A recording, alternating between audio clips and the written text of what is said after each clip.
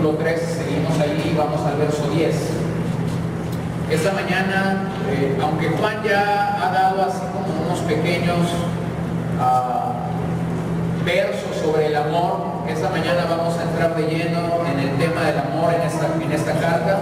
El resto del capítulo habla sobre el amor y luego en el capítulo 4 Juan retoma el tema del amor. Pero el desafío de esta mañana es que Dios nos llama a hacer del amor algo práctico. Dios nos llama a hacer del amor algo que verdaderamente esté llevándose a cabo en nuestras vidas. Es decir, solemos a veces decir amar a la gente, solemos a veces tener el conocimiento teórico de lo que es amor, pero estos pasajes que vamos a estar leyendo esta mañana nos retan a tener un amor en acción.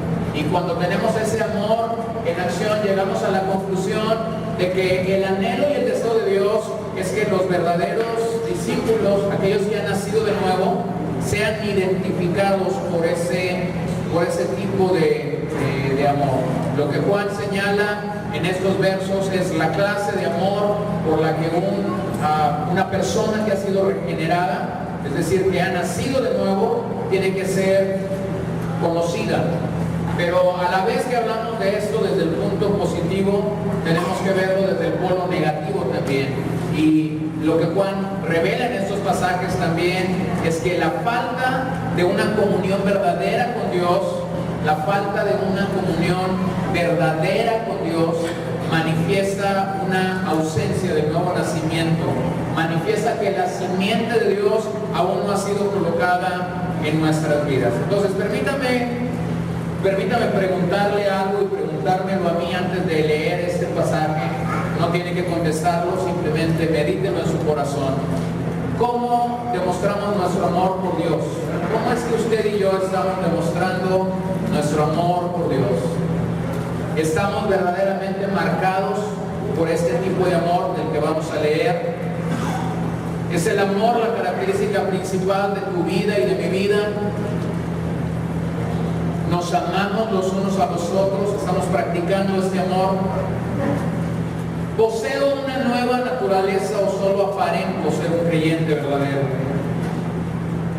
La gran marca de que amamos a Dios por encima de todo, Juan dice en este pasaje, es que nos amemos los unos a los otros. Ahora, antes de entrar en materia, déjeme decirle algo. Cuando estamos reunidos como cuerpo, cuando nos reunimos como una familia, y antes de trasladarlo a la iglesia lo voy a usar en su propio contexto de familia. Usted nació en una familia, yo nací en una familia, yo no escogí a los tíos que tengo, yo no escogí a la abuela a las abuelas que tuve, a los abuelos que tuve. ¿Se da cuenta de todo eso? A usted llega, usted nace y un buen día se da cuenta que es Rodríguez Cantú, que es González Córdoba, que es López Martínez López, Rodríguez y demás, ¿cierto? Y usted nació en la familia, y ahí en la familia hay personajes medios turbios. Tenemos al tío corajudo, tenemos a la tía iracunda, tenemos al abuelo quisquilloso, tenemos hasta la vecina está en la familia, la vecina metiche que parece más familia que muchos, ¿no? Viene más a la casa la vecina que un montón de tíos, y tenemos todo eso. Y cuando uno va creciendo en el contexto de familia, cuando uno va creciendo va asimilando y va entendiendo que las personas así son y no las puedes cambiar. ¿Sí? Lo vas asimilando en la familia. Mira, lo mismo sucede en el cine. Nosotros no escogemos quién viene aquí. O sea, tú no escoges quién viene aquí, yo no escojo quién viene aquí. Si yo escogiera quién viniera aquí, ser pastor fue una tarea muy fácil. Pero no escojo quién viene aquí. Tú no escoges quién se sentó detrás de ti. Tú no escoges quién está a tu lado. Y cuando Dios nos trae a la familia, a ese contexto de familia, Dios nos sube el estándar y nos dice, ámalos. Y eso a mi carne y a tu carne también le duele cuando la persona que está a tu lado parecería más que un amigo, parecería un enemigo. ¿Sí? Entonces, Lo mismo que sucede en nuestra familia natural, sucede en la familia espiritual. La demanda es que nos amemos unos a otros, porque esto manifiesta simple y sencillamente que usted y yo hemos nacido de nuevo. Y en estos versos seremos confrontados a darnos a conocer por nuestro comportamiento moral. Antes de que vayamos al pasaje, observe esto: la integridad es mucho mejor que el conocimiento. Hay gente que sabe lo que tiene que hacer. Habemos personas a veces que sabemos mucha Biblia, habemos personas a veces que tenemos mucha información en nuestra mente, pero no sabemos qué hacer con esa información. La integridad, a la luz de esto, es mucho mejor que el conocimiento, porque la integridad te lleva a poner en práctica lo que estamos escuchando. La integridad te lleva a ir y esto que estamos recibiendo de parte de Dios, ponerlo por obra. Entonces, aproxímense conmigo a la lectura en 1 de Juan 3, verso 10 hasta el 17. En esto se reconocen los hijos de Dios y los hijos del diablo. Todo aquel que no practica justicia no es de Dios, no es de Dios. Tampoco aquel que no ama a su hermano. Porque este es el mensaje que habéis oído desde el principio, que nos amemos, ¿quién? Los unos a los otros. No como Caín, que era del maligno y mató a su hermano. ¿Y por qué causa lo mató? Porque sus obras eran malas y las de su hermano justas. Hermanos, no os maravilléis si el mundo os odia. Nosotros sabemos que hemos pasado de muerte a vida, que hemos sido trasladados, dice otra versión, porque amamos a los hermanos. El que no ama permanece en muerte. Todo el que aborrece a su hermano es homicida. Y vosotros sabéis que ningún homicida tiene vida eterna permanente en él. En esto conocemos el amor, en que Él puso su vida por nosotros. También nosotros debemos poner nuestras vidas por los hermanos. Pero el que tiene bienes de este mundo y ve a su hermano en necesidad y cierra su corazón contra él, ¿cómo puede morar el amor de Dios en él? Observe algo en el primer versículo, inmediatamente. Dice Juan, en eso se reconoce quién es hijo del diablo, quién es hijo de Dios. El que no practica justicia no es de Dios. Pero inmediatamente observen lo que dice: tampoco aquel que no ama a su hermano. El versículo 10 es un puente entre lo que hemos estado hablando acerca del nuevo nacimiento y el tema del amor. Es este mismo Juan, el apóstol ahora, el anciano, quien está escribiendo a esta iglesia, a estos creyentes. Es el mismo Juan que escribió el evangelio que lleva su nombre, el evangelio de Juan. Y cuando él escribió ese evangelio en el capítulo 13, no tienen que buscarlo, según lo que Juan escribe en Juan 13:35, el amor es la única insignia de un discípulo que el mundo reconoce. ¿Se acuerda de eso? En esto conocerán que sois mis discípulos. ¿En qué? En que se amen unos a otros. Este es un método de evangelismo. No voy a usar la palabra método. Este es una manera de evangelizar muy poco practicada. Sin embargo, Juan afirma en el evangelio que esta es una manera nítida y clara en la que otras personas puedan saber que verdaderamente alguien ahí es un discípulo, en que nos amemos los unos a los otros. Permítame revisar en este pasaje 7 distintivos, y vamos a oír un bosquejo muy sencillo esta mañana, pero permítame indagar en medio de este pasaje 7 distintivos del verdadero amor que Juan nos presenta en este pasaje. Número 1, el amor demuestra nuestra naturaleza.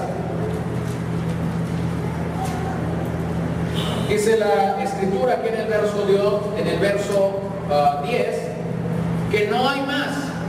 O somos hijos del diablo o somos hijos de Dios. Nuevamente Juan llega a este punto. A veces esto nos parece medio lastimero, estar repitiendo hijos del diablo o hijos de Dios. A la luz de Juan, el apóstol del amor, el apóstol al que hemos señalado como a ese discípulo que estuvo tan cerca de Jesús, nos damos cuenta que para él no había una tercera sopa, una cuarta sopa, no había más que de dos. O éramos hijos del diablo o éramos hijos de Dios. No hay punto intermedio. No hay forma intermedia entre estas dos naturalezas. O poseer la naturaleza divina porque Dios tuvo a bien dártela, o poseer la naturaleza del diablo. Y usted observa lo que Juan ha dicho versos atrás. El que peca no es de Dios. Pero ahora crece y dice, el que no ama, ¿no es de quién? No es de Dios. Y eso a algunos nos pone a temblar, porque a lo mejor tienes muy bien definido pecar, y algunos dicen pecar es matar, pecar es robar, pecar es fraudear, pecar es adulterio, pecar, y comenzamos a señalar eso, y siempre nuestra carne va a omitir amar. ¿Sí? Pero inmediatamente Juan dice, no solo el que peca no es de Dios. Ahora Juan dice, el que no ama no es de Dios. Cualquier persona que no vive una vida santa, justa, piadosa, no puede llamarse hijo de Dios. Miren, hay una confusión entre este término hijo de Dios. Usted sale a la calle y le pregunta a la gente si es un hijo de Dios, y el 99.99 te va a decir que sí. Tú vas a la cárcel donde está gente que ha llegado a la cárcel porque violentó leyes, porque asesinó, porque robó, y no estamos juzgando su pecado, no me lo malinterprete. Pero tú llegas y preguntas, ¿tú eres un hijo de Dios? Y el 99.99 te va a decir que sí es un hijo de Dios. ¿Por qué tenemos esta confusión? ¿Por qué hay esa confusión que a lo mejor tú dices, bueno, yo ya no la tengo, a lo mejor la tuviste en algún momento? Hay esa confusión porque así se nos vendió, así se nos enseñó o así se nos dijo. Pero es el propio Juan, allá en el capítulo 1, versículo 12, que nos aclara quién es un hijo de Dios. ¿Se acuerdan? Mas a todos los que le recibieron y los que creyeron en su nombre, ¿les dio qué? Les dio la potestad, o algunas versiones dicen, les dio el derecho de ser hechos o de ser llamados hijos de Dios. Entonces, ¿quién llega a ser un hijo de Dios? Aquel que cree, aquel que le es dado del Padre y cree el mensaje que se está comunicando, el mensaje del Evangelio. Ese pasa de ser una creación o una criatura de Dios en ese momento para llegar a ser un hijo de Dios. Con esto que aclaramos de que no todos somos hijos de Dios, de ninguna manera estamos diciendo que no seamos creación de Dios. Todos los que estamos aquí y los que no están, los que aman al Señor y los que odian al Señor, los que pecan y los que no pecan, todos absolutamente somos criaturas, somos creación de Dios. Pero llegar a ser hecho hijo de Dios no es algo que se le confirió a la iglesia. Porque a veces la religión y la iglesia nos dicen, todos somos hijos de Dios. No, Juan dice que es algo que es de Dios. O sea, lo recibimos de Dios, no de la religión, no de la iglesia, no de nada de esto. De Dios cuando lo recibimos. Entonces, aquí está. ¿Qué recibimos de Dios? Recibimos una simiente divina, como lo veíamos la semana pasada. Es imposible que alguien sea hecho hijo de Dios si su naturaleza simplemente es la naturaleza pecaminosa. Entonces no hay más que dos cosas: o somos de Dios o somos del diablo, o pertenecemos a una familia, la de Dios o la del diablo, y exhibimos su naturaleza, y no hay más. No hay más donde acomodarnos. Entonces el asunto es claro. Lo que determina de quién soy, si eres del diablo o si eres de Dios, es tu propia vida. Es tu propia vida. Es como cuando vamos al doctor y nos pregunta, estamos en algún régimen alimenticio o estamos en algún tratamiento, y nos pregunta el doctor, ¿cómo te has portado? ¿Le han hecho esa pregunta? Y si Si somos cristianos, algunos hacemos así. Pues me he portado muy bien. Pues tenemos aquí me he portado muy bien. Y entonces el doctor saca aquí el estudio de laboratorio. ¿Bien? ¿Qué dice? Pues aquí dice otra cosa. Aquí dice que te has portado muy bien porque esto lo traes botado, esto lo traes botado, aquí lo traes al doble. Entonces nos descubre. ¿Qué es lo que te descubre ahí? Tu propio comportamiento, tu propio desenfreno, tu propia falta de dominio propio. Es obvio para el médico que estás mintiendo. ¿Sí? Como pudiéramos hacerlo en otros rubros, pensar en otros rubros. Lo mismo sucede en la vida. No hay forma de decirle a Dios, Dios, yo me he estado portando bien y yo soy tu hijo. No, porque lo que Dios está viendo es nuestra vida, nuestro comportamiento. Entonces tomamos la naturaleza de Dios cuando vivimos como Él lo demanda, o viceversa, tomamos la naturaleza del diablo cuando vivimos bajo su criterio. Y en estos versos Juan define la justicia como amor y la injusticia es definida como la carencia de ese amor. Mire, observe lo que ya hemos leído en Juan 10, en Juan 2:10, primera de Juan 2:10. El que ama a su hermano permanece en la luz y no hay causa de tropiezo en él. Es decir, su vida está caminando con luz, no en tinieblas. No en tinieblas. Hay una tremenda confusión a veces en el mundo acerca de qué es lo que es llegar a ser un creyente verdadero, a ser un cristiano. Alguien nos decía recientemente a mi esposa y a mí que había conocido a alguien y dice que es cristiano. Pero después nos empezó a platicar cómo era ese cristiano. Y nos vemos mi esposa y yo, y ya no me acuerdo si ella y yo, ¿sabes qué? Ese no es cristiano. Porque un cristiano no es porque diga soy. Un cristiano es porque tenga la simiente de Dios, y la simiente de Dios en nuestra vida tiene un resultado obvio y claro, que no se puede ocultar, que no se puede engañar. Miren lo que Pablo dijo a los romanos en el capítulo 13, versículos 8 al 10. No debáis a nadie nada, sino el amaros unos a otros, porque el que ama a su prójimo ha cumplido. ¿Qué ha cumplido? La ley. Porque esto, no cometerás adulterio, no matarás, no hurtarás, no codiciarás, y cualquier otro mandamiento en esta palabra se resume: amarás a tu prójimo como a ti mismo. El amor no hace mal al prójimo, por tanto el amor es el cumplimiento de la ley. Ahora usted recordará, la ley era este pacto que Dios tuvo que hacer con Israel por medio de Moisés como el gran legislador, y fue imposible que un mortal cumpliera esa ley a totalidad. ¿Se acuerdan? No había un solo hombre, no había ni una sola mujer, ni un solo joven, ni un solo niño que pudiera haber cumplido la ley de Dios. No lo hubo.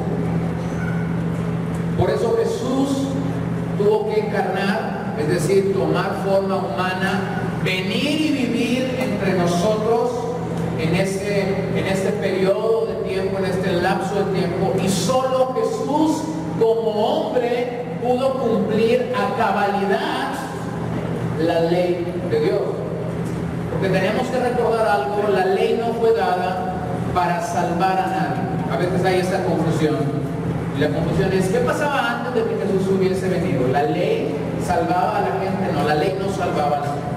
No había sido dada para salvar. La ley había sido dada para descubrir el pecado de la gente. Es decir, para señalar a la gente cuál era su pecado. Y entonces la ley lo que producía es que la gente clamara a Dios. Clamara a Dios. Pero la ley no salvaba. Y aclaro esa confusión porque muchas veces creemos o pensamos que quien cumplía la ley llegaba a ser salvo. No había manera de que la gente por cumplir la ley llegase a ser salvo. Entonces dice Pablo a los romanos, aquí se cumple la ley, aquí se resume la ley totalmente, ama a tu prójimo. ¿Qué tenemos nosotros que no tenían los creyentes del Antiguo Testamento? ¿Qué tenemos? A Cristo. A Cristo. ¿Qué hizo el Hijo de Dios por nosotros? Cumplió la ley en su cabalidad, en su totalidad. Entonces, humanamente yo no puedo obedecer la ley de Dios, cumplir la ley de Dios totalmente. Pero Dios a través de Jesús nos da su gracia para poder obedecer su palabra, y eso nos va animando a nosotros a cumplir lo que la propia Escritura nos dice. Observen Juan 13, 34 al 35. Está Jesús hablando y Él dice: un mandamiento nuevo os doy, que os améis los unos a los otros, que como yo os he amado, así también nos améis los unos a los otros. En esto conocerán todos que sois mis discípulos, si os tenéis el amor los unos a los otros. En esto conocerán que sois mis discípulos, en que se amen los unos a los otros. ¿Cuánto esfuerzo ha hecho la iglesia a lo largo de toda la historia de la iglesia? Más de 2000 años de historia de la iglesia, en diferentes momentos, en diferentes épocas, en diferentes circunstancias. ¿Cuánto esfuerzo ha hecho la iglesia para manifestarle a otros: somos discípulos de Jesús?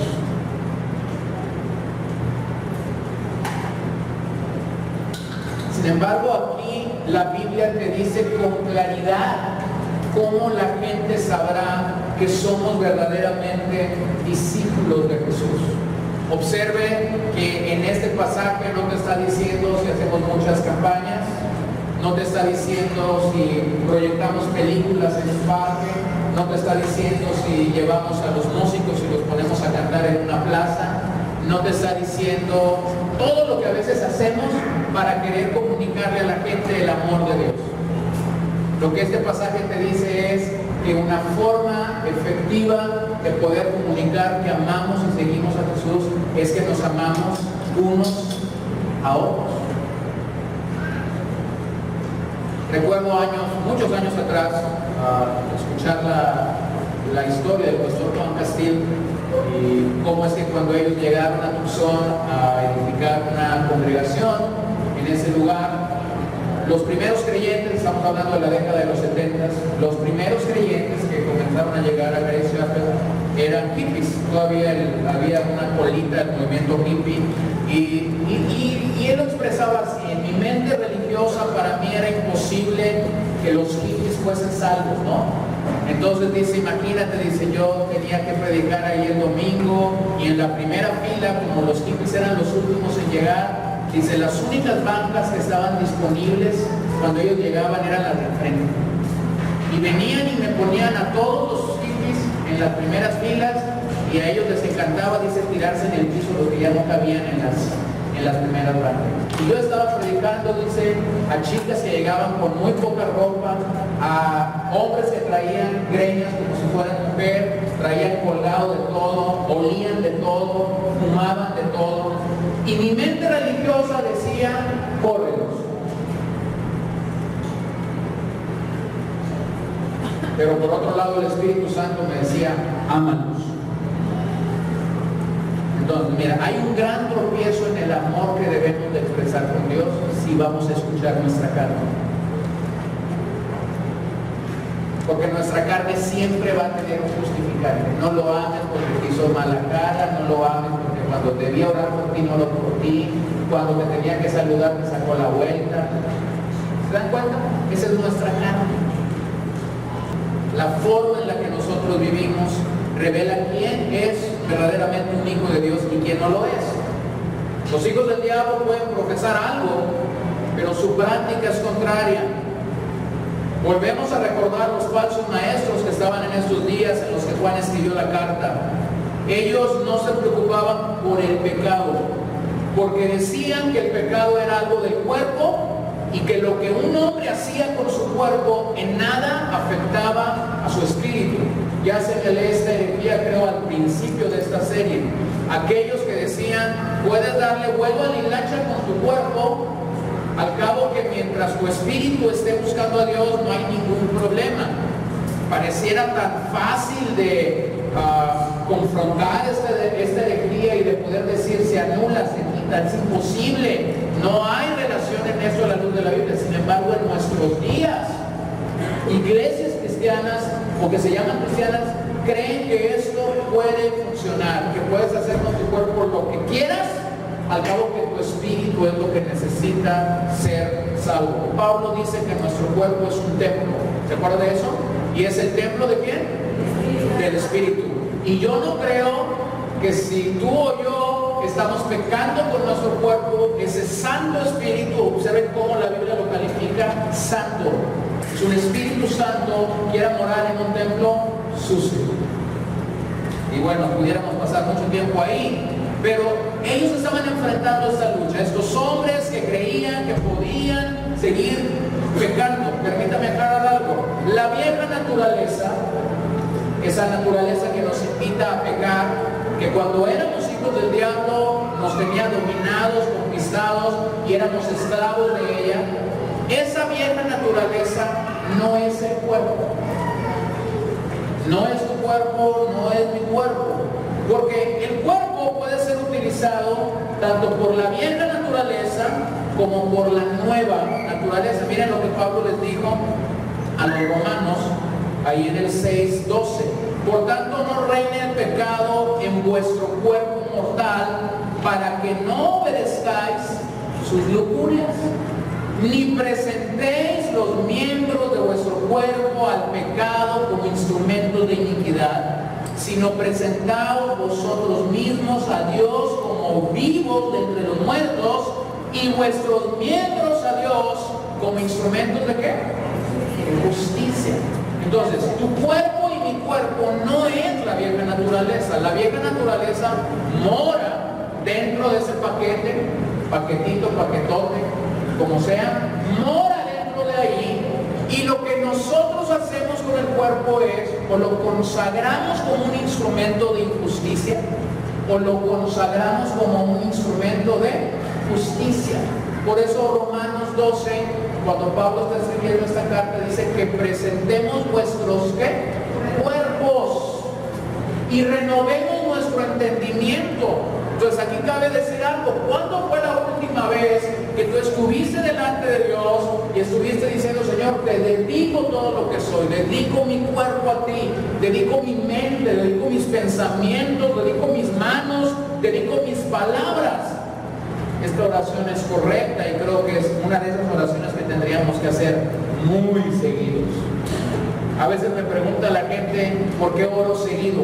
Y yo le digo, dos cosas de seguros que pido: sabiduría, porque soy tonto, y dos, paso tiempo diciéndole al Señor, te dedico mi cuerpo. Mi mente sigue pensando como un pecador, mi boquita a veces quiere decir cositas que no son gratas para ti. Dedico mi boca, dedico mi mente, dedico mi pensamiento. Y a veces recuerdo aquella oración que hizo aquel pastor viejo y me dijo, esta tómala para ti, ¿no? Dios bendito, amarra a tus animalitos con un cordón bendito, en el nombre de Jesús, amén. Y me acuerdo de eso y digo, es increíble la lucha que hay en nuestro cuerpo, en nuestra naturaleza pecaminosa, para ir en contra de Dios. Entonces, ¿qué tengo que hacer? Tengo que decirle continuamente al Señor, Señor, aquí está mi cuerpo, aquí están los miembros de mi cuerpo. Ellos están invitados a pecar continuamente, pero yo los estoy consagrando y los estoy dedicando para ser instrumentos de justicia. Entonces, número uno, el verdadero amor demuestra de quién somos hijos de Dios o hijos del diablo. No hay una tercera opción. Número dos, el amor es el mensaje oído desde el principio.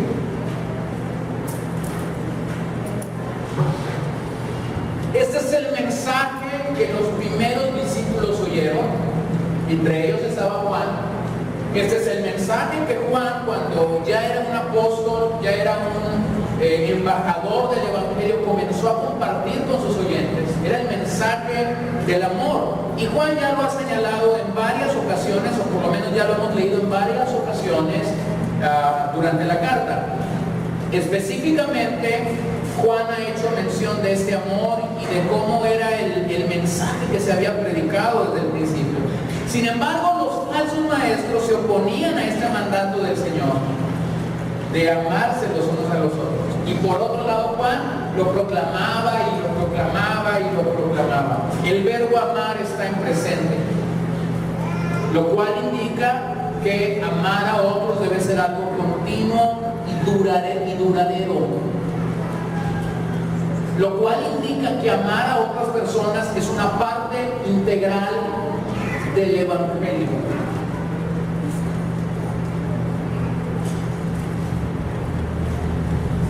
A veces la gente me pregunta cosas y de repente no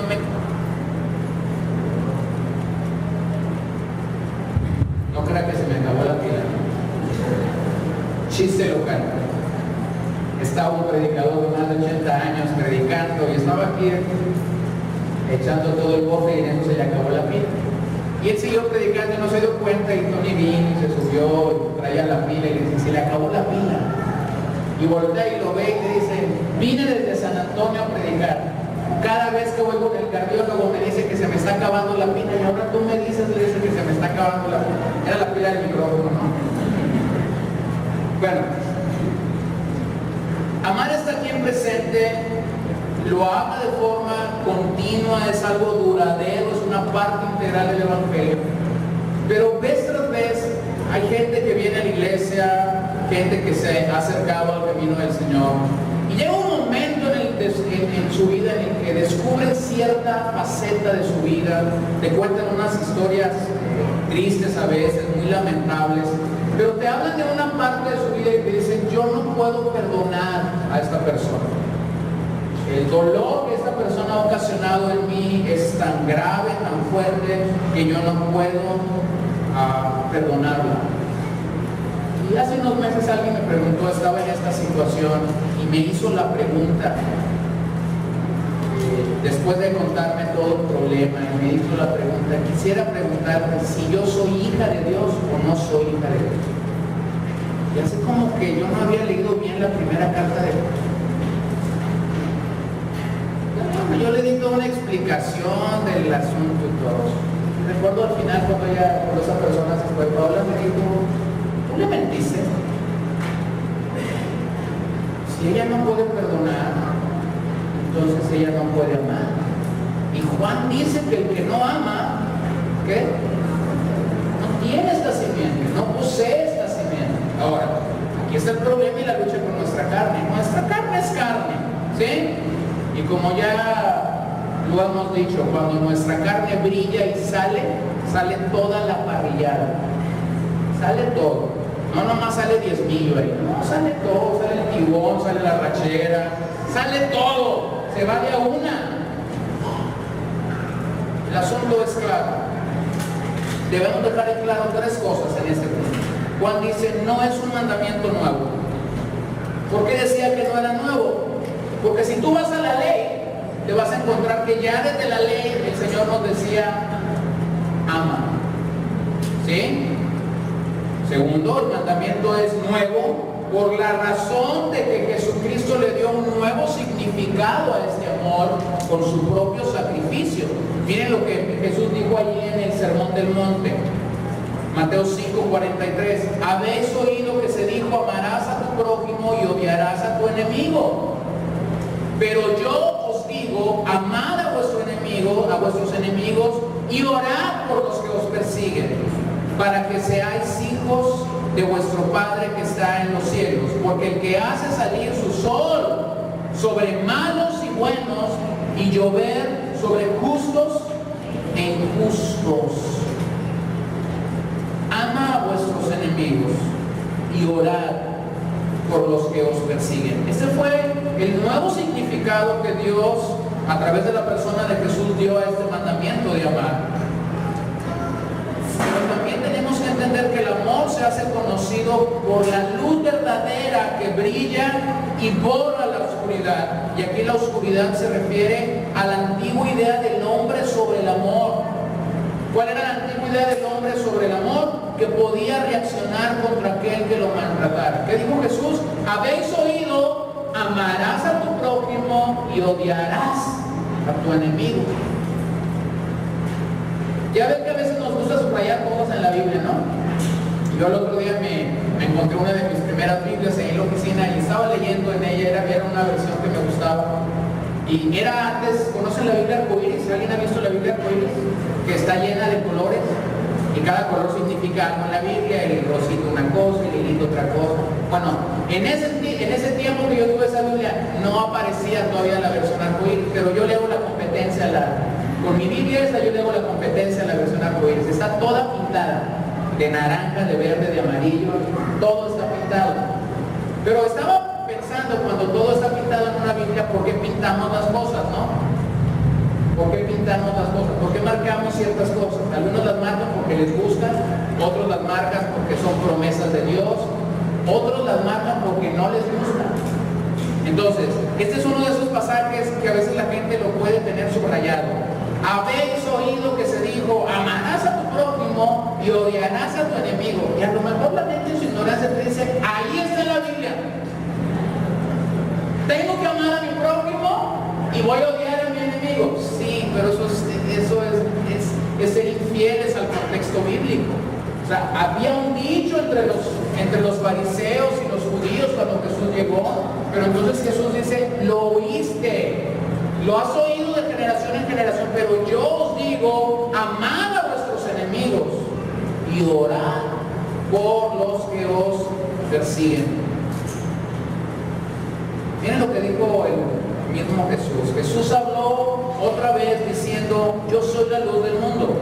El que me sigue no andará en tinieblas, sino que tendrá la luz de la vida.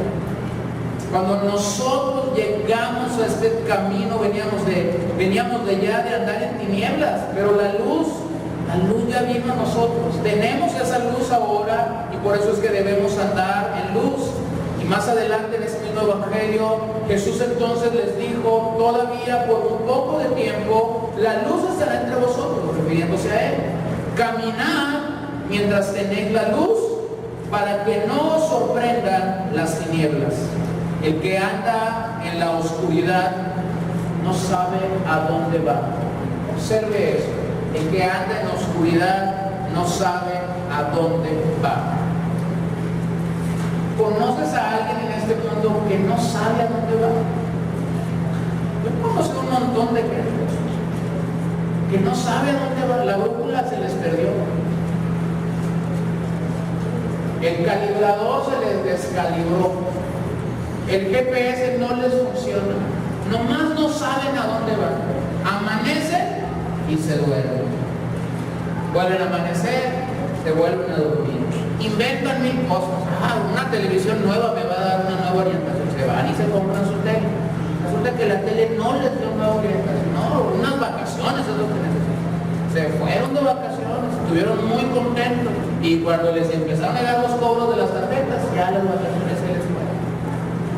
La brújula está perdida. No saben a dónde van. Y lo único que eso te dice es que andan en oscuridad. Andan en oscuridad. No han conocido la luz del Señor. Porque lo que el Señor viene y hace cuando produce esta luz, este amor en nuestras vidas, es que nos da orientación. Sabemos a dónde vamos. Lo temporal de este mundo comienza a tomar un papel menos importante y comenzamos a premiar lo eterno, lo que verdaderamente tendrá una repercusión eterna en nuestras vidas. Entonces, no solamente el amor de Dios distingue nuestra naturaleza, sino que el amor de Dios es el mensaje que Jesús y los discípulos, los apóstoles compartieron. Número 3, el amor no persigue a los justos. El verdadero amor no persigue a los justos.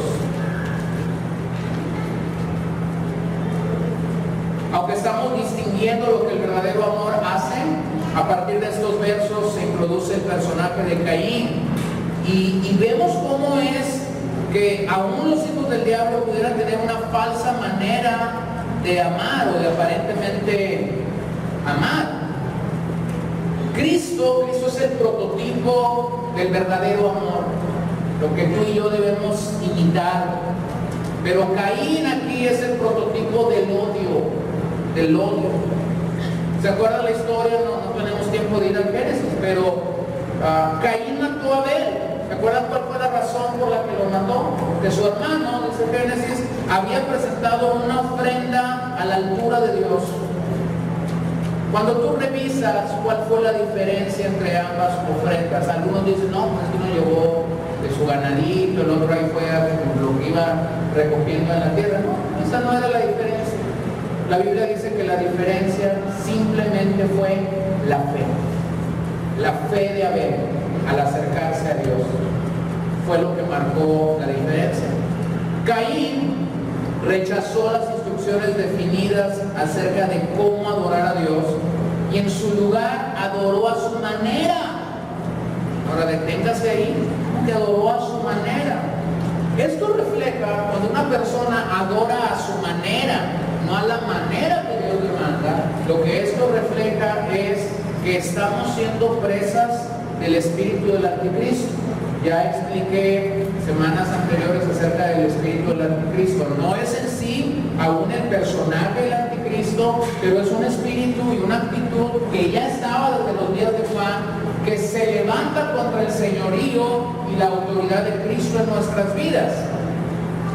Entonces Caín mostró esta misma actitud, ir en contra de lo que Dios demandaba de nuestra parte, ir en contra de lo que Dios establecía. Y eso refleja ese espíritu, que podemos estar sucumbiendo ante ese espíritu, que podemos estar cerca de ser dominados por ese espíritu cuando tú y yo queremos adorar a Cristo a nuestra forma, a nuestra manera. Dios dice, pero yo creo que puedo hacerlo así. Cuidado. Aparentemente Caín presentó una ofrenda a Dios, pero Juan dice en estos versos que hemos leído algo que ningún escritor del Nuevo Testamento llegó a decir. Hay varias referencias a Caín en el Nuevo Testamento. El autor a los Hebreos lo menciona 2 veces, y Judas en su epístola en el verso 11 también menciona a Caín. Lo que nadie se atrevió a decir de Caín, fíjense nomás, lo dijo el apóstol Juan, el apóstol del amor. Lo que nadie se atrevió a decir acerca de la persona de Caín, lo dijo Juan y lo dijo así: Caín pertenecía ¿a quién? Al maligno. Por eso es que cuando estamos mareados por esta onda del amor, decimos, no, Juan era el apóstol del amor. No, yo dije que Juan no era Pablo, pero dice unas cosas que a cualquiera marea cuando cree que era el apóstol del amor y que todo lo que decía era buena onda. No, Caín pertenecía al maligno. Caín reveló la fuente de su carácter, actuando dominado por su naturaleza. La ofrenda o adoración, hermanos, no es una prueba válida del nuevo nacimiento. La ofrenda o la adoración que usted y yo damos al Señor no es una prueba válida de que usted ha nacido de nuevo. Aquí está un hombre que se acercó con Dios y llevaba su ofrenda de adoración. Sin embargo, Juan dice, pertenecía ¿a quién? Al maligno. Pertenecía al maligno. Pero Juan presenta aquí una prueba válida de haber nacido de nuevo, su amor por los hermanos. Y Caín falló en amar a su hermano Abel. La prueba no era la ofrenda de Caín, la prueba era que lo hubiera amado a pesar de que Dios aprobara la ofrenda de Abel y rechazara la ofrenda de Caín. La prueba hubiese sido que Caín amara a Abel. Y aquí hay un pecado detrás de Caín, lógicamente, que cuando comienzas a revisar el pecado de Caín y cómo es que él falló y faltó en ser el pastor de su hermano Abel, hay tanto que aprender de ese pecado de Caín, y no pudimos detenernos. Pero Juan básicamente está diciendo pertenecía al maligno, mostró la naturaleza del maligno. A.W. Tozer ha dicho que una de las peores tragedias del mundo es que permitimos que nuestros corazones se contraigan hasta dejar lugar solo para nosotros mismos. Cuídate cuando tu corazón se ha contraído de pensar solo en ti, de hablar solo de ti, de que la vida gire alrededor de ti. Por favor, ataca tu carne, desmiente a tu carne, ve en contra de las mentiras de Satanás. La vida no gira alrededor de nosotros. Hay tanta gente mareada con eso. Tienen el pecado del yoísmo, ¿no? Yo. Están dormidos y ahí están yo. Se levantan asustados de sus sueños. ¡Yo! Por favor, la vida es mucho más que tú. La vida es mucho más alta que tú, más grande que tú. Habemos otros 7,000 millones de personas en la tierra, no nada más eres tú, no nada más soy yo. Y tenemos que tener cuidado de que la vida de que nuestro corazón, porque de él mana la vida, de que nuestro corazón se contraiga y nomás pienses en ti. Caín estaba pensando solo en él, pero no pensó en Abel. Y creo que de esto podemos aprender varias lecciones. La primera es que Caín no amaba a su hermano Abel. Por lo tanto, manifestó ser del maligno y lo mató. La realidad es que quien ama a Dios no perseguirá a su hermano para hacerle daño. No lo perseguirá para hacerle daño. Lo perseguirá para redarguirlo, para edificarlo, para llamarlo a la convicción de pecado, pero no para odiarlo, no para perseguirle. Miren Juan 15:12. Este es mi mandamiento, que os améis los unos a los otros, así como yo os he amado. Nuevamente, Jesús, este es mi mandamiento, que os améis. Y luego el apóstol Pedro dice, puesto que en obediencia a la verdad habéis purificado vuestras almas para un amor, díganlo conmigo, sincero de hermanos, amaos unos a otros entrañablemente de corazón puro. El corazón es como los que traen camisa blanca ahorita. El corazón de repente está limpiecito, pero es bien fácil que te lo ensucies. Es como ponerte una camisa blanca, ¿no? Ya te cayó comida, ya te abrazó alguien y con el maquillaje te dejó aquí todo batido, los hombros, por aquí, no sé dónde. ¿Se dan cuenta cuando nos ponemos de blanco? Nos andamos cuidando de todo, ¿no? De todo nos andamos cuidando. Yo tenía un compañero en la preparatoria y él siempre andaba cuidando su playera blanca. Y él decía siempre, no me toques. La gente decía, ¿por qué? No me toques. Tengo que llegar intacto a la casa. No sé si la pulcra era la mamá o el pulcro era él, no lo sé. Le duró 2 semestres nomás. Después del tercero ya había perdido esa onda. Miren lo que dice Pedro aquí. Nuestro amor, hermanos, tiene que ser sincero. Tenemos que amarnos entrañablemente, pero con un corazón, ¿qué? Puro. Ahora, pregúntese usted, y yo también lo pregunto, ¿es fácil mantener un corazón puro? ¿Qué cree? ¿Sí o no? No, porque el corazón es bien engañoso, ya lo dijo el profeta, ¿verdad? Es bien engañoso el corazón. Y el corazón inmediatamente comienza a tener impureza. Es bien fácil que el corazón posea impureza, ¿no? Y es muy sencillo que el corazón comience a idolatrar a ciertos hermanos. Y por eso es que tenemos que cuidarnos de, en nuestra manera de amar, llegar a ser idólatras.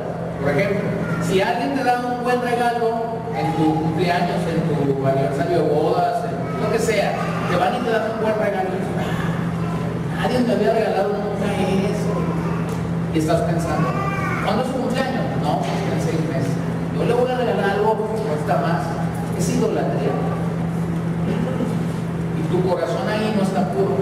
puro. Porque tu corazón lo que está pensando es en tu próximo cumpleaños, no está pensando en el cumpleaños de esa persona. Tu corazón está pensando, voy a dar para recibir algo mejor.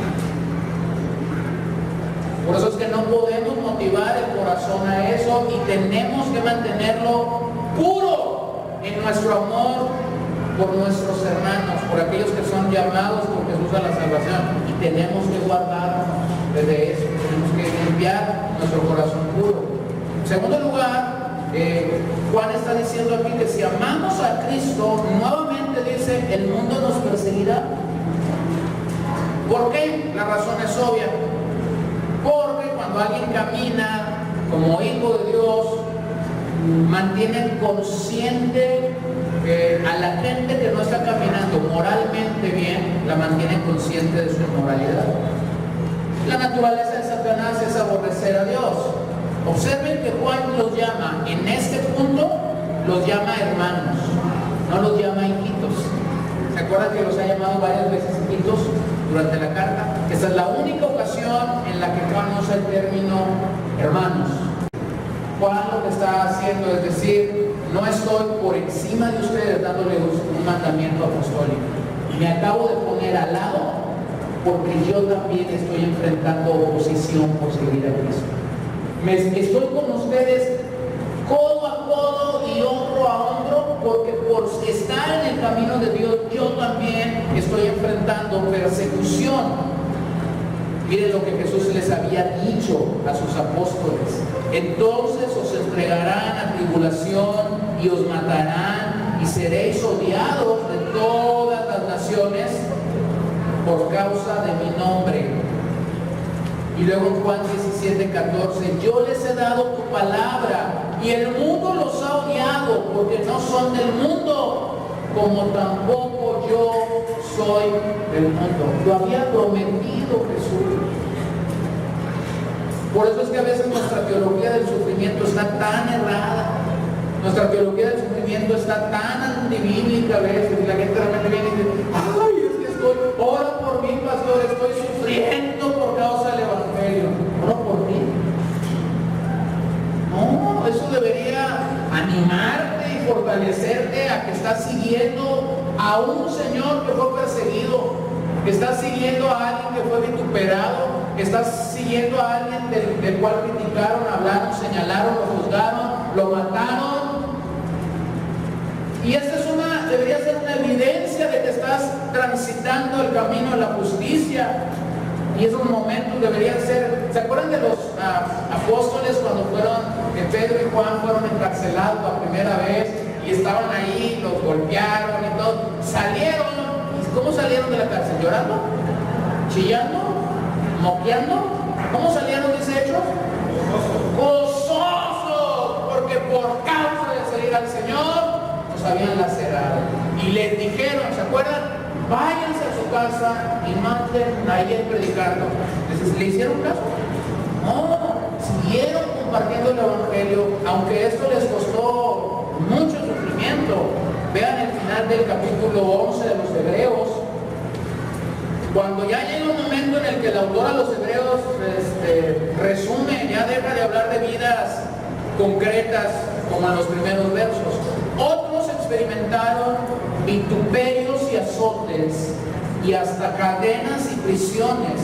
Fueron apedreados, aserrados, tentados, muertos a espada, anduvieron de aquí para allá cubiertos con pieles de ovejas y de cabras, destituidos, afligidos, maltratados, de los cuales el mundo no era digno, errantes por desiertos y montañas, por cuevas y cavernas de la tierra, y todos estos, habiendo obtenido aprobación por su fe, por su fidelidad a Dios, no recibieron la promesa, porque Dios había provisto algo mejor para nosotros, a fin de que ellos no fueran hechos perfectos, sino nosotros. ¡Qué maravilloso! A fin de que ellos no fueran hechos perfectos sin nosotros. ¡Qué palabra! Observe lo que dice el verso 39. Habiendo obtenido aprobación por su fe, no recibieron la promesa. Ahora, que alguien me explique dónde queda eso. Yo soy un hijo del rey, por eso es que el rey me tiene que contestar y me tiene que contestar ahora, porque yo soy un hijo de un rey. ¿Dónde queda eso? La luz de Hebreos 11:39. Obtuvieron aprobación. ¿La aprobación de quién? De Dios. ¿Por qué? Por su fe. La palabra griega aquí es pistis, fidelidad a Dios. Por haber sido fieles a Dios, ellos fueron aprobados. ¿Se acuerdan de Pablo cuando escribe a los Gálatas ahí en el capítulo 1? ¿Qué busco yo? ¿Ser aprobado por Dios o por los hombres? Una mezcla que muchas veces ha llevado a muchos a dejar su fidelidad a Dios. Hay quienes dicen, bueno, sí, pero también tener el apoyo, también que los hombres nos aprueben, es bueno. Nice. Tienes frente a ti a un falso maestro, quien ya combinó ser aprobado por Dios, pero también debe tener el beneficio del hombre, ya se pasó al otro barco. Y falta así de poquito para que comience a oler azúcar. Ya estás del otro bando, porque no puedes, o somos aprobados por Dios, y cuando somos aprobados por Dios, no siempre, aunque Dios es soberano, te irá bien en la vida. Pero llegará el momento en el que estemos frente a Dios, y entonces ahí esto tendrá una connotación increíble. ¿Se acuerdan de Pablo cuando escribe a Timoteo y le dice, procura con diligencia presentarte a Dios como un obrero ¿qué? Aprobado? ¿Por quién? ¿Por los hombres? No, por Dios. Porque cuando entendemos este misterio del Evangelio, entendemos que el que aprueba es Dios, no los hombres. Si tenemos la aprobación del hombre, casi es seguro que no tenemos la de Dios. El amor entonces reconoce a Jesús como el Señor, y el odio reconoce a Satanás como Señor. ¿Por qué tenemos tantas luchas a veces? Es sencillo, porque el mundo caído en el que vivimos está lleno de descendientes de Caín. Y tú y yo andamos ahí y estamos encontrándonos por todos lados a los hijos de Caín o a los hijos del diablo. Entonces, por favor, entiéndelo. Parte del Evangelio es que enfrentaremos oposición. Número 4, el amor comprueba que uno ha pasado de muerte a vida. El amor es la evidencia de que hemos pasado de muerte a vida, no es el fundamento de la vida espiritual. El amor no es el fundamento de la vida espiritual. El amor es la evidencia de que hemos pasado de muerte a vida, de que hemos sido trasladados de la muerte espiritual a la vida del Señor. Es la evidencia, no es el fundamento. ¿A qué tipo de muerte se refiere Juan aquí? La muerte aquí es muerte espiritual y por consiguiente muerte eterna. Es un hombre natural que vive en este mundo, pero que está muerto para el Señor, porque está envuelto en todo tipo de situaciones contrarias a Cristo. El amor aquí no es la causa de pasar a la vida, es la prueba de que hemos pasado de la muerte a la vida. Solo Jesucristo nos salva al haber muerto por nosotros. El amor no tiene la capacidad de salvar a nadie. El que ha nacido de nuevo entonces se encuentra practicando este tipo de amor. Y aunque en algún momento se puede molestar, se puede sentir incómodo por el comportamiento o la actitud de un hermano, sabe y entiende que debe amarlo a pesar de sus fallas, de sus pecados, de sus señalamientos. Y uno va aprendiendo mientras más madura en el Señor, y uno se va entendiendo que esto realmente es así. Miren, vamos al Mateo 5 de vuelta, al Sermón del Monte, ahí en el verso 21, 22. Habéis oído que se dijo a los antepasados: no matarás, y cualquiera que comete homicidio será culpable ante la corte. Pero yo os digo que todo aquel que esté enojado con su hermano será culpable ante la corte. ¿El que está qué? Enojado, imagínense. Y cualquiera que diga raca a su hermano será culpable delante de la Corte Suprema. Y cualquiera que diga idiota, dice esta versión, ¿no?, será reo del infierno, no de fuego, del infierno de fuego. La vida en Cristo se trata de un nuevo corazón. No es suficiente que tú y yo obedezcamos exteriormente. Si hemos nacido de nuevo, lo que Juan está diciendo es: ya habéis sido trasladado de la muerte a la vida. Fuiste arrebatado por Dios. Estábamos hundidos en nuestros delitos y nuestros pecados, muertos espiritualmente, y el Señor en su misericordia nos tomó, nos sacó de ahí y nos trasladó a un reino de amor, un reino de vida. Fuiste trasladado. No había forma en la que tú y yo pudiésemos salir. El Señor en su infinita misericordia nos sacó, nos arrebató de ahí. Entonces tenemos que asimilar esto, hermanos. ¿Por qué tenemos que amar a otro? Porque el Señor nos lo manda. Pero es que me hizo esto, amalo.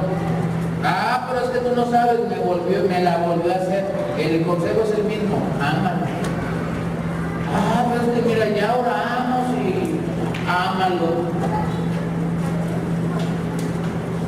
Ya me empezaron ya cerca de la 1 me empiezan a ver feo todos los domingos. Te pregunto, ¿has abrigado odio en tu corazón por un hermano? El odio nos daña mucho. El odio es algo que daña mucho. Nomás déjame te aclaro a quién es el que más daña el odio. A ti y a mí. Cuando sientes rencor por una persona u odio por una persona, nuestro sentimiento es: ay, cuando la vea la voy a mirar fea, que sienta que... ¿ah? Y te pones ahí, te plantas y le regalas tu peor cara en el amor del Señor. Se la plantas ahí, le plantas la cara más gadarena que tienes. Se la plantas, órale, para que sepas. Tú no estás dañando a esa persona, tú te estás dañando a ti mismo.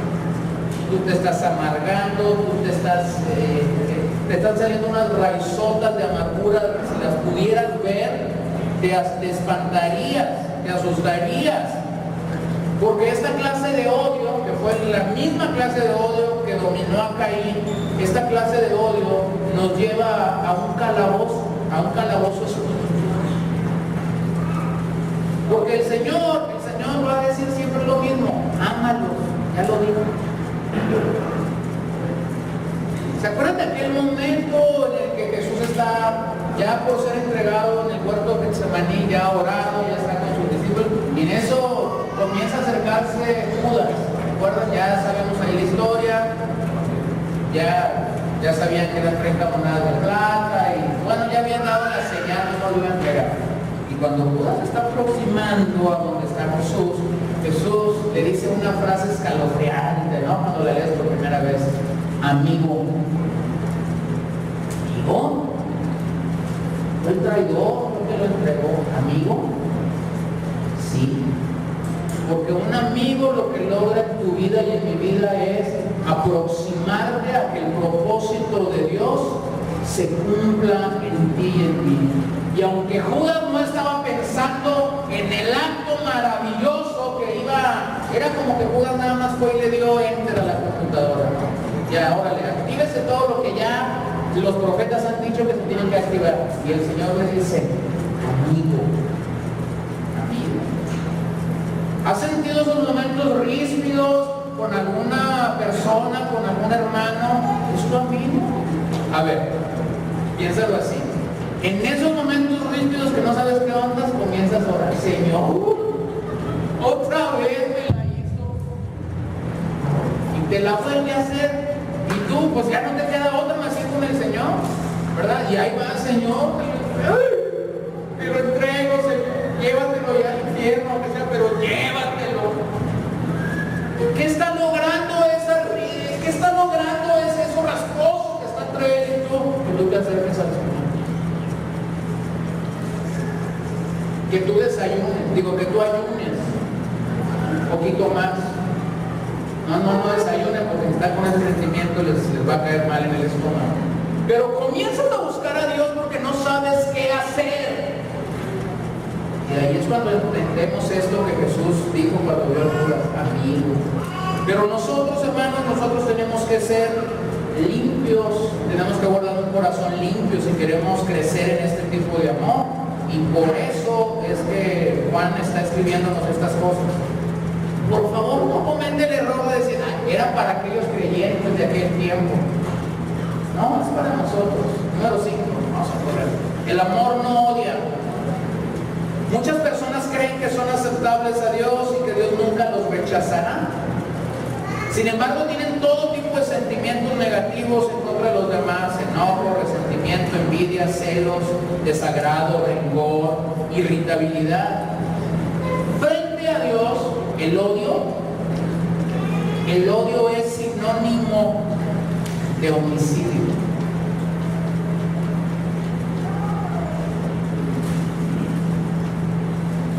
Es sinónimo de homicidio.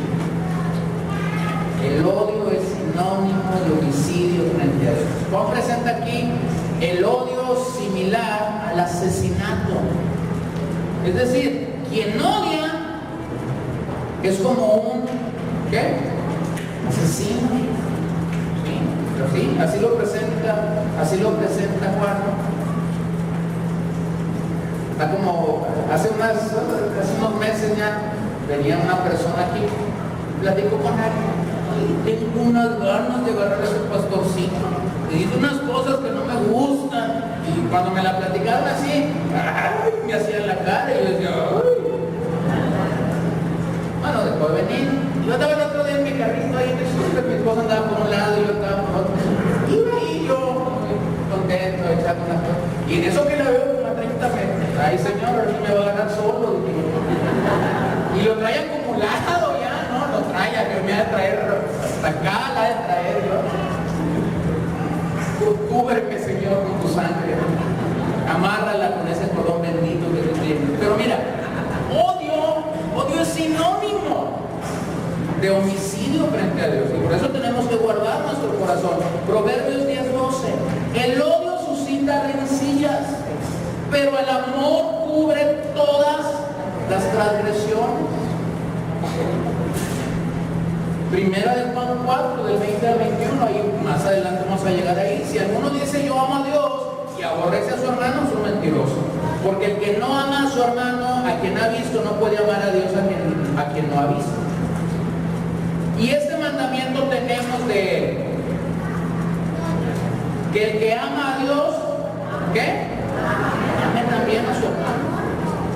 Entonces, el verdadero amor no odia, no puede contemplar odio. En esos momentos rígidos y rígidos, regresa a la Biblia y dice, tengo que morir a mí, mi carne tiene que morir y yo tengo que amar a esta persona. Número 6. El amor es la prueba de que uno comprende el amor de Cristo. Lo debemos entender claramente. La única razón por la que Él murió por nosotros es por amor. Es por amor. Si amamos a Dios, entonces seguiremos a su Hijo y por ende amaremos a nuestro prójimo. Miren, hermanos, su ejemplo fue tan claro. Puso su vida, puso su propia vida por nosotros, dice Juan aquí. Puso su propia vida por nosotros. ¿No le parece maravilloso? ¿Merecíamos eso tú y yo? Jamás. Pero Él puso su vida por nosotros. Entonces, tenemos que entenderlo. Cristo no solo nos habló de amor, Porque es bien fácil hablar de amor, ¿cierto? Es fácil hablar de amor. No, Cristo no solo nos habló de amor, Cristo nos lo demostró.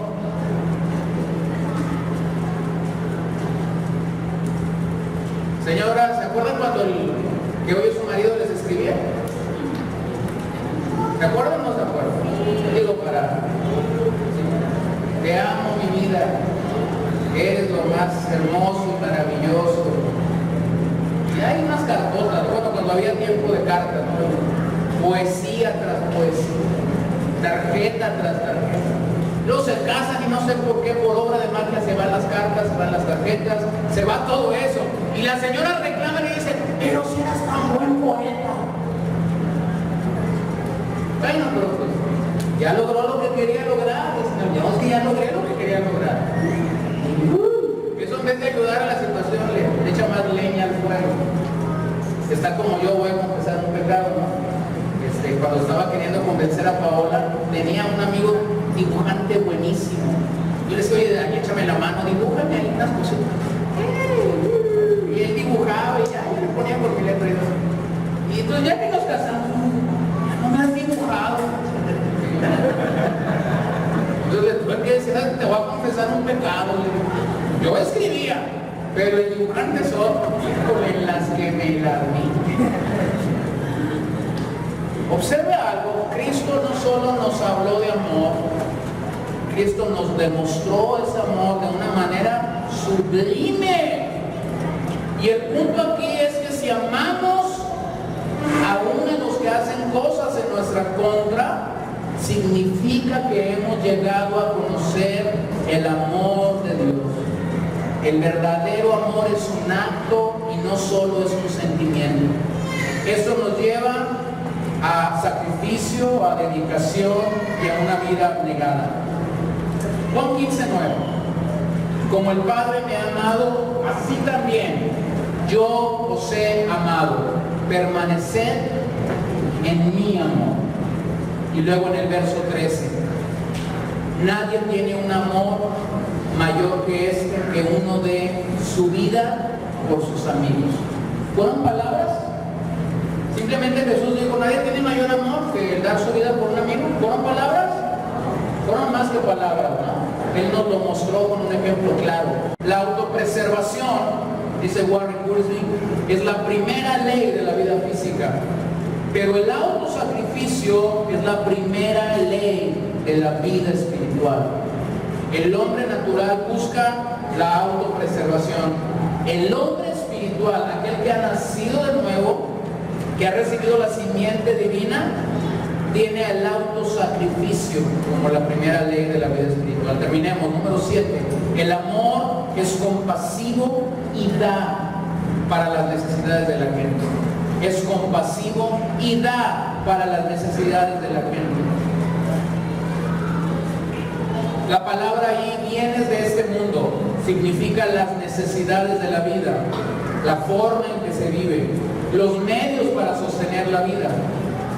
El cuestionamiento que Juan está haciendo aquí es que si tienes lo básico para la vida y vemos que alguien está pasando por una necesidad, alguien que ha nacido de nuevo no cerrará su mano ante esa necesidad. Alguien que ha nacido irá a donde hay necesidad y suplirá la necesidad. Esa necesidad puede ser física, esa necesidad puede ser espiritual, esa necesidad puede ser comida, esa necesidad puede ser un abrazo, esa necesidad puede ser dinero, esa necesidad puede ser lo que en ese momento se requiera, lo que en ese momento se requiera. No importa lo que digamos, si no podemos dar de manera sacrificial, no hemos aprendido el amor de Dios. Los hijos de Satanás se distinguen por ser indiferentes ante las necesidades de otras personas. Los hijos de Dios debemos distinguirnos por ser sensibles a las necesidades de otros y proveer para ellos. Vamos a terminar leyendo un par de pasajes. Lucas 12:23, porque la vida es más que el alimento y el cuerpo es más que la ropa. Hechos 20:35, en todo os mostré que así, trabajando, debéis ayudar a los débiles y recordar las palabras del Señor que dijo. Díganselo al que está a su lado, más bienaventurado es dar que recibir. Son las palabras del Señor, ¿sí? Él está diciendo es mejor, hay mayor gozo, hay mayor felicidad en dar que en recibir. La naturaleza humana piensa al revés, no, lo suave es recibir, no, pero llegamos al Señor, no, es mejor dar que recibir. Y cuando se trata, hermanos, de suplir la necesidad de una persona, es maravilloso cuando la gracia de Dios y el Espíritu Santo pone ese deseo en tu vida de compartir lo que tienes con otros, de compartir lo que tienes con otros. Gálatas 6:10, así que entonces hagamos bien a todos según tenemos oportunidad, y especialmente a los de la familia de la fe. Quise terminar con este verso porque Juan está hablando de eso, de amarnos los unos a los otros dentro de la expresión de la comunión, como lo vimos en los primeros 2 capítulos, y ahora de la filiación con otros hermanos. Hemos sido injertados en una nueva simiente, se nos ha dado una nueva naturaleza, llegamos a ser parte de una familia, y por eso es que debemos de hacer el bien mientras tengamos oportunidad unos a otros. Y como ya leímos esta mañana, nuestra única deuda entre nosotros debe ser el amor. Esa es nuestra única deuda que debe existir entre nosotros. Debo aclarar para terminar algo. La Biblia en este verso no nos llama al altruismo, porque cualquiera puede ser altruista sin ser hijo de Dios. La Biblia nos llama a poner amor en acción. Y para que tú ames en acción, necesitas la naturaleza de este Dios de amor.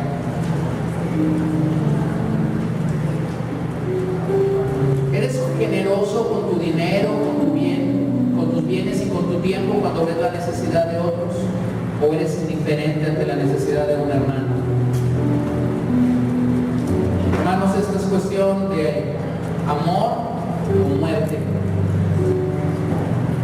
Las palabras bonitas, la sana doctrina, la buena teología, el conocimiento de Dios nunca ocupará el lugar de las buenas obras. Y ninguna cantidad de palabras sobre el amor cristiano ocuparán el lugar de una acción amable. En el día, en el momento y en la hora en la que se requiere.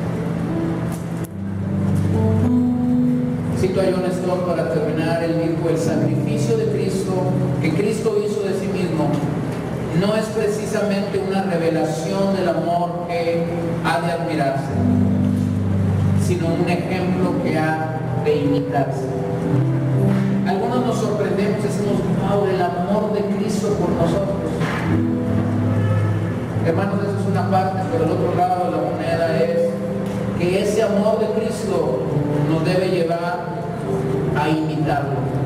Aquellos que profesamos amar a Dios, debemos amar y actuar basados en su amor, en ese amor que hemos recibido del Padre a través de su Hijo. Y descubrimos luego en la Biblia que ese amor conlleva fruto claro en nuestras vidas y en nuestra manera de comportarnos. Puestos de pie y oremos esta mañana para que cualquiera que sea nuestra situación, esta mañana el Espíritu Santo nos redarguya por medio de su palabra. Señor, qué maravilloso es saber lo que hemos leído ya la semana pasada, que tú nos amaste mucho antes de que nosotros te hubiésemos amado. Tú pensaste en nosotros mucho antes de que nosotros pensáramos en ti, y por eso nos llamas a un amor que no es de palabras,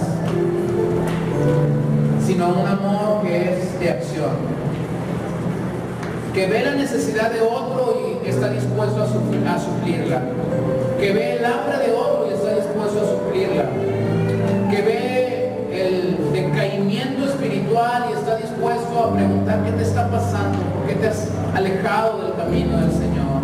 Que está dispuesto a ver cuando una persona está flaqueando en su fe y simplemente se acerca para decir, déjame orar por ti, déjame fortalecerte en el Señor. Padre, que no seamos solo de palabras, que nuestro amor verdaderamente nos lleve a la acción. Nuestro amor verdaderamente nos lleve a comunicarnos mutuamente la necesidad que tenemos en Cristo Jesús de encontrarnos. Aquellas palabras que Jesús diera a sus discípulos deben retumbar en nuestros oídos día tras día. En esto conocerán que sois mis discípulos, en que se amen unos a otros. Señor, y perdónanos cuando hemos fallado en esto. Perdóname personalmente cuando yo he fallado en esto, en el amor que debo expresar ante uno de mis hermanos. Que no pongamos a un lado y que no olvidemos tu obra en nuestras vidas, lo que tú estás obrando y lo que tú estás trabajando en nuestras vidas. Porque somos vulnerables a la naturaleza pecaminosa, somos vulnerables a este mundo. El que me la hace, me la paga, ojo por ojo, diente por diente, Señor. Y nuestro corazón se va contrayendo, se va contaminando. Y vamos guardando cierta idolatría en nuestras vidas hacia ciertas personas. Y esto ocupa tu lugar, Señor, el lugar que tú has dispuesto, que no demos a nadie más, porque dijiste, no levantarás ídolo delante de mí.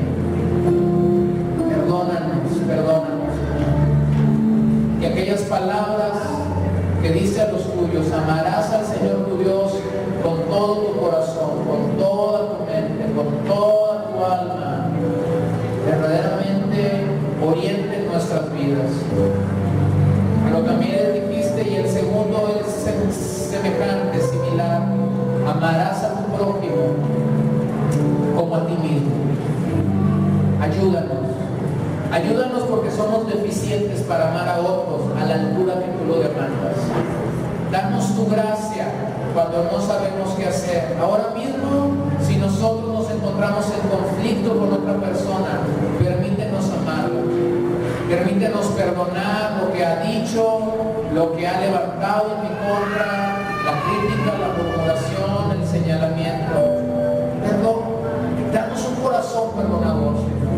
Y permítenos poner en práctica esta palabra que hemos recibido de parte tuya, Señor. Es más bienaventurado dar que recibir. Que no esperemos que nos pidan perdón, que perdonemos. Que no esperemos ser amados, que amemos. Que no esperemos, Señor, que esta persona venga y se reconcilie con nosotros, que nosotros nos reconciliemos con ella, porque tú nos estás llamando a esto en nuestras vidas y en nuestros corazones. Señor, ¿cuánto te amamos? ¿Cuánto te adoramos? ¿Cuánto te adoramos?